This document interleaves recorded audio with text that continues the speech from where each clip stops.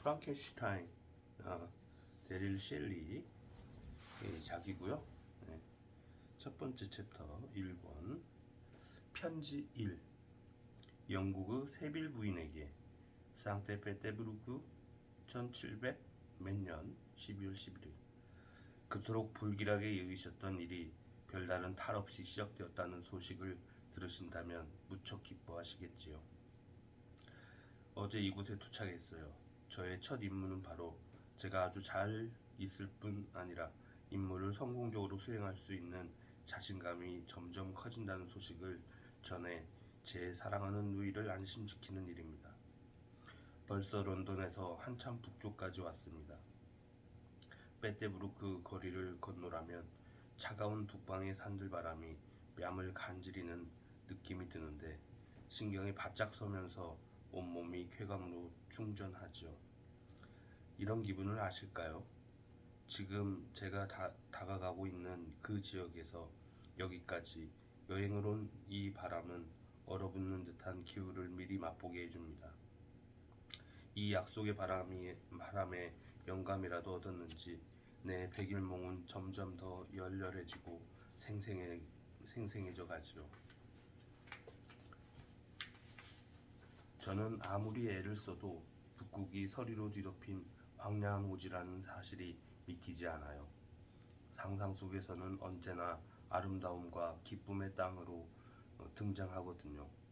마거린 누님, 그곳에서는 항상 태양을 볼 수 있답니다. 광량한 원형의 태양이 지평선에 살짝 걸쳐 영원히 지지 않는 화려한 빛을 뿜어내는 겁니다. 그곳에서 누님이 허락하신다면 앞서간 항해자들을 저는 믿고 싶습니다. 눈과 서리는 추방되어 찾아볼 수 없지요. 잔잔한 바다를 항해하다 보면 사람들이 거주하고 있는 지구에서 이제까지 발견된 그 어떤 지역과도 비교할 수 없이 아름답고 경이로운 땅에 안착하게 될지도 모릅니다. 아직 발견되지 않아 고독한 땅에도 틀림없이 천체의 현상은 미칠 터이니 지역의 산물과 형상도 전례가 없겠지요. 영원한 빛의 나라에서 무엇이든 기대하지 못하겠습니까? 그곳에서 제가 나침반에 바늘을 끌어당기는 경이로운 힘을 발견할 수도 있고 수천 가지 천문관측을 지배할 수도 있으며 이 여행을 끝으로 이제까지 기이한 예외로 간주되던 현상들이 사실 얼마나 일관된 법칙을 지닌 것이었는지 마침내 밝혀내고 논쟁의 종지부를 찍을 수도 있잖아요. 한 번도 인간이 방문한 적이 없는 이 세상 어딘가 그 풍경을 이 눈으로 목격하고 사람의 발자국이 한 번도 찍히지 않은 땅을 밟아 이 달뜬 호기심을 달랠 생각입니다. 제 마음을 사로잡는 건 바로 이런 생각들입니다. 위험이나 죽음에 대한 두려움을 극복하게 해주고 이 고생스러운 여정을 기쁜 마음으로 시작할 수 있게 해주지요. 마치 어린 소년이 휴일에 친구들과 함께 마을의 강을 따라 탐험여행을 떠나는 기분처럼 말입니다. 하지만 행여 이런 가정이 모두 틀렸다 해도 현재로서는 몇 달씩 긴 여행을 해야 갈 수 있는 나라들로 이어지는 극점 근처의 항로를 발견한다면 그것만으로도 분명히 인류 최후의 세대까지 파장이 미칠 공헌을 하게 되는 겁니다. 아니면 자기장의 비밀을 밝히게 될지도 모릅니다. 만에 하나 그런 성취가 가능하다면 그 유일한 방법은 제가 하는 것과 같은 여행을 하는 것뿐이거든요. 이런 생각들을 하니 처음 편지를 쓰기 시작할 때 마음을 어지럽히던 근심이 사라지고 심장이 열정으로 달아오르네요. 덕분에 제 마음이 천국으로 떠오른 듯합니다. 마음을 차분하게 진정시키는 데는 역시 흔들리지 않는 목표만한 것이 없나 봅니다. 영원히 하나의 초점에 지성의 눈길을 고정시킬 수 있으니까요. 이 원정은 제 어린 시절에 품었던 가장 소중한 꿈의 실현입니다.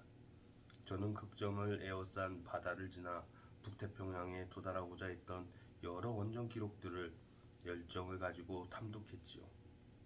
누님이 기억할지 모르겠지만 미지의 땅을 발견하려 했던 원정 기록들이 토머스 숙부님의 서재를 전부 채우고 있었잖아요.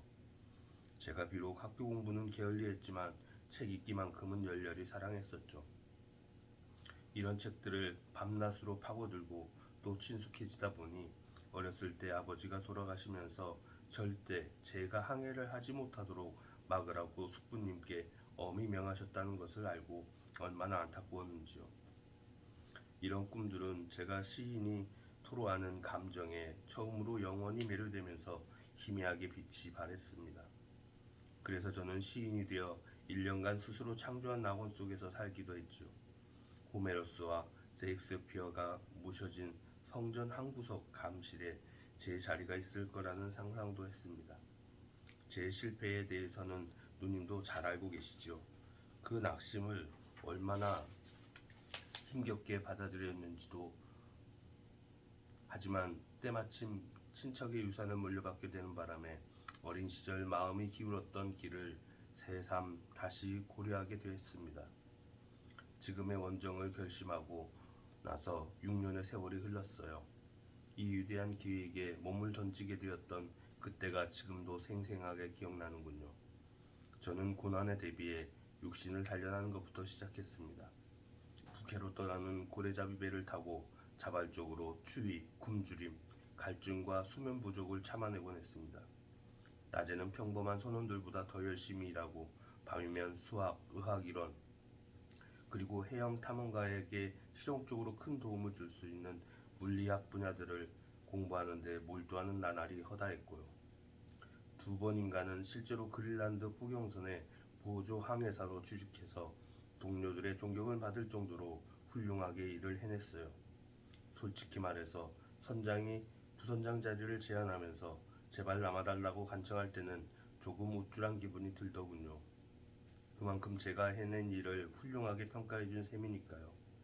사랑하는 마거린 누님, 그러니 이제 저도 뭔가 유리한 목적을 성취할 자격이 있는 게 아닐까요? 안온과 사치 속에서 인생을 흘려보낼 수도 있었겠지만, 하지만 저는 제 인생 길에 앞에 부간 흩어놓은 그 어떤 유혹보다 영예에 더 마음을 끌렸습니다. 누군가 격려하는 목소리로 제가 옳다고 대답해준다면 얼마나 좋을까요? 용기와 결단은 확고하지만 희망은 기복이 심하고 사기도 떨어지기 일쑤입니다. 이제는 길고 어려운 여행을 떠나야 해요. 이 급박한 여행은 제 안에 있는 불굴의 의지를 모두 발휘하도록 요구할 겁니다.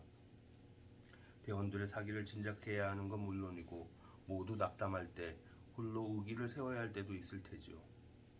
러시아는 지금 여행하기에 최적의 시기예요. 러시아 사람들은 썰매를 타고 눈 위를 휙휙 날아다닌답니다. 썰매의 움직임은 상쾌할 뿐더러 제가 보기에 영국 마차보다 훨씬 나은 것 같아요.